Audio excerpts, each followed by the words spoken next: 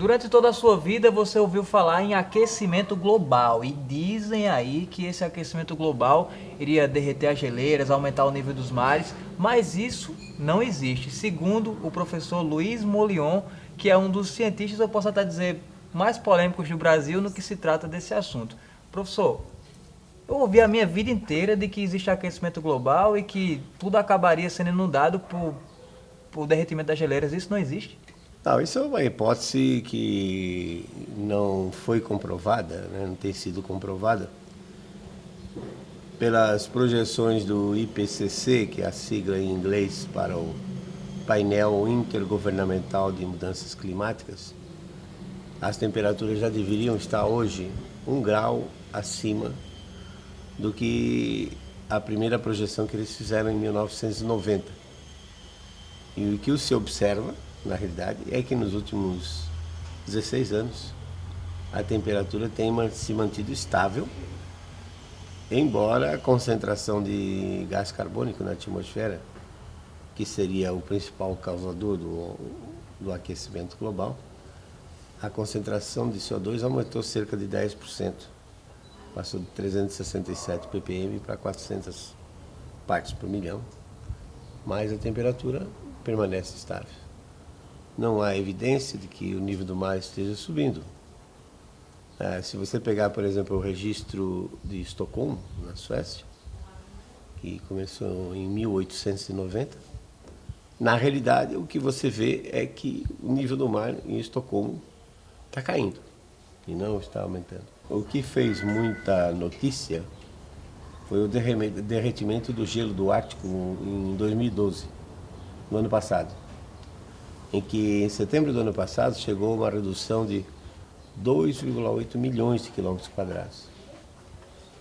E existia uma previsão feita em 2007 que no dia 22 de setembro de 2013 desse ano não haveria mais gelo no Ártico.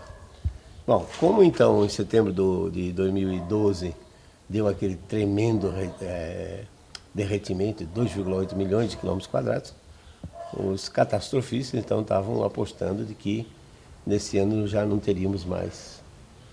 No entanto, os dados de um site chamado The Cryosphere Today, que é mantido pela Universidade de Illinois, mostram que, enquanto no ano passado houve uma redução de 2,8 milhões de quilômetros quadrados, esse ano só 1,2. Quer dizer, de um ano para o outro, o gelo já se recuperou em torno de 1,6 milhões de quilômetros quadrados. Por que o gelo no Ártico derrete, né? Se não é causado pelas atividades humanas, por que o gelo derrete? Isso é um ciclo natural. Num iceberg, 10% está fora da água e 90% está dentro. Se as correntes marinhas levam mais calor, então o que derrete é a parte submersa do gelo. Deixa de ser 90%, pode ser 87%, 85%. E aí a parte submersa não consegue manter a parte aérea. E a parte aérea colapsa. Mas você não vê o gelo escorrendo, derretendo, virando água. Você vê o gelo quebrando. E os estudos mostram que então há intervalos mais ou menos de 70 anos em que as correntes marinhas estão mais atuantes, levando mais calor da região tropical em direção aos polos. Como disse, no Ártico, no Polo Norte, derrete o gelo flutuante, mas depois se recupera. Já aconteceu isso antes. Por que acontece esse processo natural? O processo natural ele está ligado a um ciclo lunar. Esse ciclo não é ensinado nas escolas. No entanto, os babilônios já o conheciam. O plano da órbita da Lua, com relação à Terra, ao equador terrestre, ele não é fixo. Ele chega a 28,6 graus de latitude norte e sul, e depois vai mudando, chega a 18,4 e 9,3 anos depois volta para 28,6 anos. O ciclo completo dá 18,6 anos. O que acontece então quando a Lua está atuando fora dos trópicos? Ela gravitacionalmente ela puxa superfície do oceano. E como ela atua, então, a Terra é uma esfera achatada nos polos, metade da superfície terrestre está dentro desse intervalo. Então, quando ela puxa, o nível do mar sobe, pela atração gravitacional. Quando ela vai para um mínimo, o nível do mar desce. Professor, quando o senhor fala que o aquecimento global ele não existe, significa dizer que toda essa poluição que acontece hoje no planeta, emissão de gás carbônico, desmatamento e tudo mais, isso não traz nenhuma consequência? Não traz, não. Na realidade, eu nunca neguei que tenha havido um aquecimento. Houve um aquecimento entre 1976 e 1998. Não de decorrência da ação do homem. Não da ação do homem. O fenômeno El Niño, ele é um superaquecimento das águas do Pacífico tropical. Nós não sabemos exatamente por que ainda, qual a causa, mas há anos em que essas águas ficam 5, 6 graus aquecidas acima do normal. Então, quando ocorre um El Niño forte, a tendência do oceano liberar muito calor para a atmosfera a ponto de mudar a temperatura média global.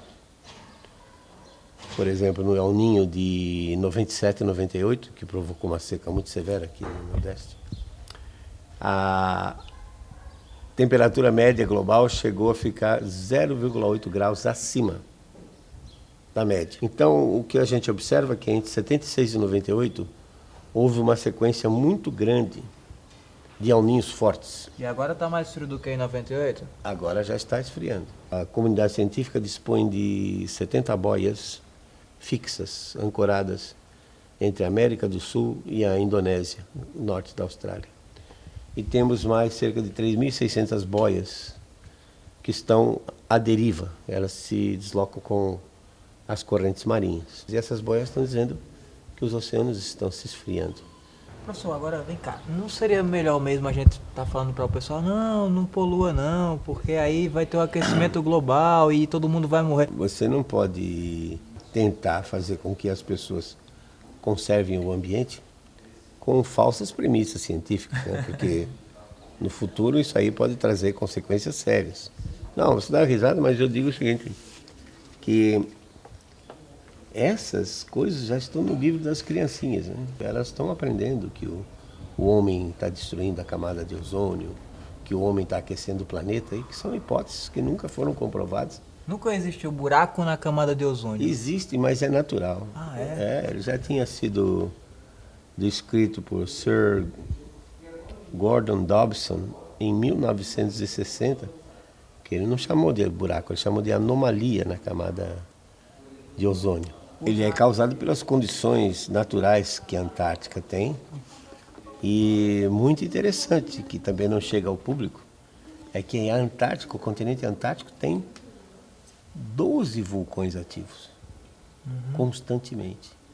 E um deles, o Monte Erebus, ele simplesmente lança 1.200 toneladas de cloro por dia na atmosfera antártica. E a hipótese, no caso do buraco, seria que o cloro era que destruiria o ozônio. Essas pretensas crises ambientais, como destruição da camada de ozônio e aquecimento global antropogênico produzido pelo homem, elas são acompanhadas assim de todo um teatro, né, que é global. Por exemplo, Mário Molina e Sherwood Rowland, quando colocaram essa hipótese deles de que eram os compostos de cloro, flúor, carbono, gases de refrigeração que estavam aumentando o buraco de ozônio e destruindo a camada de ozônio, logo depois disso aí eles receberam o Prêmio Nobel de Química. Você vê que coisa. Agora, em 2007, deram o Prêmio Nobel da Paz para o Al Gore, com relação ao negócio a hipótese do aquecimento global produzido pelo homem.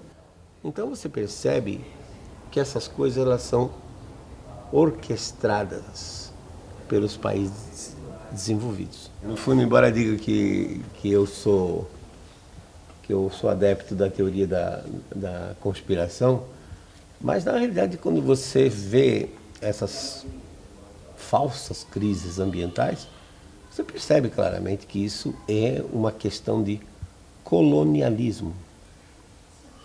Ou seja, existem alguns países desenvolvidos, o tal do G7, né, que não querem perder sua hegemonia, embora eles não tenham mais recursos E o naturais. curioso disso é porque eles nunca fecham um acordo para diminuir realmente a emissão de gás carbônico. Os países subdesenvolvidos é quem fazem isso. Ao contrário, eles querem que os países, com essa história de responsabilidade igual para todos no mundo, eles querem que os países subdesenvolvidos emitam menos. Nossa, aí o senhor estaria falando que a ONU estaria conivente com essa... Sempre foi. Sempre foi. É um A bando. ONU é conivente com os Estados Unidos, então. Então, com os países desenvolvidos. Todos eles. Não só os Estados Unidos. Ela é mantida por esses países, né? Uhum. A ONU sempre foi. É um bando de burocratas e não faz nada.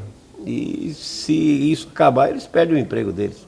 E eles não vão querer perder o emprego O deles. senhor nunca foi acusado de ser burguês, capitalista selvagem, defender o interesse das indústrias? Não, há quem diga que eu provavelmente estou recebendo aí dinheiro, né, da indústria do petróleo para defender esse aspecto. Não, mas eu defendo o aspecto apenas do ponto de vista da evidência científica. E, obviamente, quando acontece um fenômeno como esse, tufão Haiyan, na realidade eles ligam isso a aquecimento global, mas não tem nada a ver. Porque esses eventos catastróficos, eles sempre ocorreram. Nenhuma dessas catástrofes que andam acontecendo, aqui, vamos supor, aqui no nosso Nordeste, que o senhor já falou que é uma questão climática, mas a um longo prazo nunca se teve uma seca tão grande como essa que a gente está vivendo. Ou furacões, ou tempestades, nada disso tem a ver com a ação humana. Não, são eventos de tempo que acontecem naturalmente.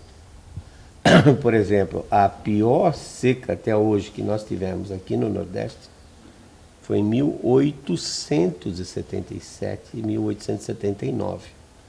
Essa seca está descrita por Euclides da Cunha, em Os Sertões, o livro dele, publicado em 1902. De lá para cá nós tivemos secas, mas nenhuma foi tão severa quanto aquela lá.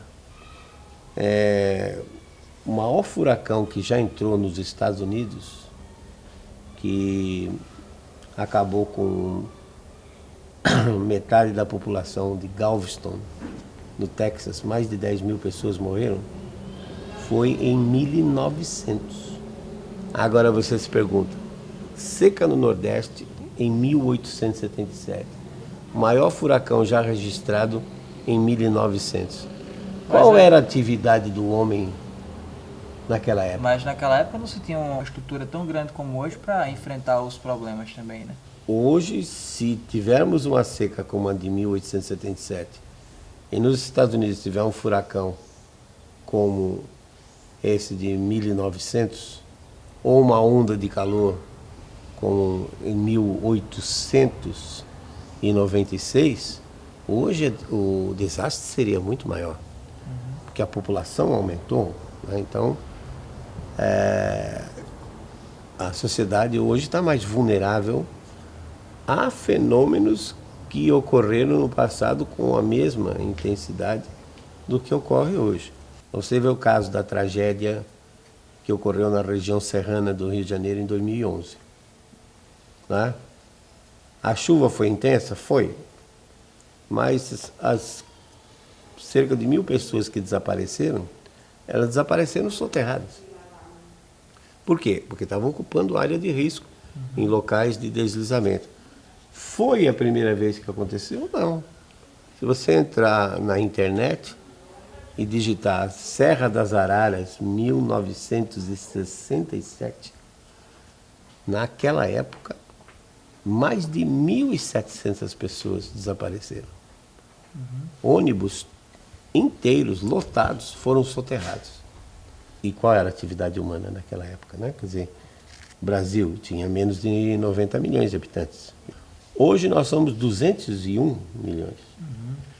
E ao longo desse tempo a população aumentou e passou a ocupar áreas de risco com construções frágeis, Eu trabalho muito com o que chamo de previsão por similaridade. Quer dizer, o que vem a ser isso? Eu olho no passado e tento identificar um ano que seja semelhante a esse que nós estamos vivendo. Aí eu uso os dados que já foram coletados naquele período, que foram dados produzidos pelo próprio clima, para planejamento. E está muito parecido com esse período agora, está muito parecido com as décadas de 1950 a 1960, em que aqui no Seridó as chuvas vão se reduzir, mas não é alarmante, não. Pequenas reduções com relação à média de 60 anos. Dado que eu tenho dados desde 1948, o que eu percebi é que as chuvas na década de 50 e 60, claro, com raras exceções, elas foram todas abaixo da média de longo prazo, desses 60 anos. Mas muito interessante é que foram invernos regulares. Quer dizer, não tinha surpresas, por exemplo, como 1974, de ter chovido um montão e logo depois ser seguido por uma seca severa. Pelos seus estudos, essa seca que a gente está vivendo agora, ela permanece ainda por algum tempo? Não, a seca do ano passado, 2012, ela é uma seca, como a gente diz, o tempo de retorno muito grande. Provavelmente uma seca como essa, ela não vai retornar antes dos próximos 40 anos. Uhum. Então, mas quando ela vai acabar? O senhor tem uma ideia já de acordo com os estudos? Bom, em alguns locais já acabou, né? Em alguns locais já acabou, mas não é por isso que vai chover muito acima do normal. Então não há como se precisar que essa região específica aqui do Nordeste vai sair da seca já? Não tem como se prever não, isso? Aqui certamente vai sair, vai estar no ano... Já em 2014? 2014 vai estar num ano em torno da normal. Eu sei que não está relacionado, um tema relacionado ao aquecimento global, mas ultimamente está circulando na internet algumas notícias, alguns boatos de que nos próximos anos poderia ocorrer um tsunami aqui no litoral do Nordeste. O senhor viu alguma coisa a esse respeito? Vi. O que é que o senhor acha a respeito disso? Isso está relacionado a um vulcão que existe nas Ilhas Canárias, chamado Cumbre Vieja. E ele está com a lateral dele, está, digamos, em condições críticas. Então, há algumas pessoas que dizem, se essa parede lateral desse vulcão, deslizar e cair no Oceano Atlântico, ela vai gerar um grande tsunami. Só que quando você pega a Ilha das Canárias, que fica então no noroeste da África, você vê que na realidade, preferencialmente, essa onda, ela vai se dirigir para os Estados Unidos. Estados Unidos? É. Então, e no nosso caso, ela teria que vir numa direção diagonal e chegaria aqui não tão forte quanto pode chegar na costa americana e no Caribe. Mas pode chegar aqui. Se a parede desse vulcão cair. O senhor descarta essa possibilidade? Como é que Isso aí é um evento apenas de que pode acontecer. É um fenômeno geofísico, né? Uhum. Se houver um tremor de terra, que essa região também é bastante ativa, toda aquela região do Mediterrâneo, aliás, o vulcão Etna está de volta em atividade. E é uma região com muita atividade sísmica, como aqui também é o Rio Grande do Norte, né? E se a parede desse vulcão cair, eventualmente vamos ter uma onda dessas chegando. Mas é preciso ficar alerta, porque ela vai ter que viajar alguns milhares de quilômetros até chegar aqui. Provavelmente daria de uns 4.000 quilômetros ou mais. E nesse meio tempo a gente pode se precaver. Ok, então que conselho eu daria para alguém que está assistindo ali? Olha, não se preocupe com essa questão de acontecer um tsunami no Nordeste. Isso probabilidade de acontecer é praticamente zero. É muito baixa, né? Porque a única forma de nós termos um tsunami aqui seria a queda dessa parede, desse vulcão. Vamos torcer para isso não acontecer. Sim, não acontecer, como disse, né? E na realidade quem mais sofreria seria o próprio Estados Unidos, que está bem de frente para as Ilhas Canárias. Então aqui acho que não há grandes problemas com relação ao clima. Na realidade, a tendência para esses próximos 20 anos é de um resfriamento. Uhum. É claro que aqui no Nordeste a gente não sente esse resfriamento, mas sente-se no sul do país. E países que estão fora dos trópicos, como é o caso do Canadá, Estados Unidos. No Brasil, nós vamos sentir mais do sul. Mas, professor, vamos pelo menos deixar uma mensagenzinha aí para o pessoal não destruir, porque aí se eu falar aquecimento global, não existe, aí o pessoal vai sair destruindo tudo aí. Não, o que não pode haver é confusão entre mudanças climáticas, que sempre ocorreram, e conservação ambiental, que agora se torna mais crítico devido ao aumento populacional. Então, mudanças climáticas elas vão sempre ocorrer, eventos extremos sempre vão acontecer, mas a conservação ambiental ela é uma condição sem a qual o homem não vai conseguir viver nesse planeta. Então, tudo que vier em termos de conservar o ambiente, vamos acabar com o desmatamento? Vamos reduzir ou eliminar a poluição? Vamos ter equipamentos eletroeletrônicos que consumam menos energia? Vamos reciclar material? Perfeito, isso tudo vem em favor da conservação ambiental. Mas isso é independente, se o clima se aquecer ou se esfriar, a conservação ambiental continua sendo o foco principal para que o homem sobreviva nesse planeta. Então, é importante acabar com o consumismo. Primeiro, não se deve usar falsas teorias como aquecimento global antropogênico para promover a conservação ambiental. A conservação ambiental ela tem que ser promovida dentro de bases sérias, convencer as pessoas que é importante conservar o ambiente, independentemente se o clima se aquecer ou se esfriar. Professor, muito obrigado pela sua participação aqui no Papo de Mesa e foi um prazer receber. E aí galera, gostou da entrevista? Então esse aí é o nosso novo canal chamado Papo de Mesa, onde toda quarta-feira a gente vai receber alguém interessante, alguém polêmico, alguém engraçado e bater um papo bem legal aí no Papo de Mesa. Por isso eu queria pedir a você para vir aqui embaixo, dar um like se você gostou, se você não gostou, dá um like aí também, né? Porque valeu a entrevista. E também eu quero pedir a você, para aqui do lado você se inscrever para toda quarta-feira você receber uma entrevista bacana. Então é aqui do lado, aqui do lado, vai lá, isso, bacana, valeu, obrigado e até o próximo programa.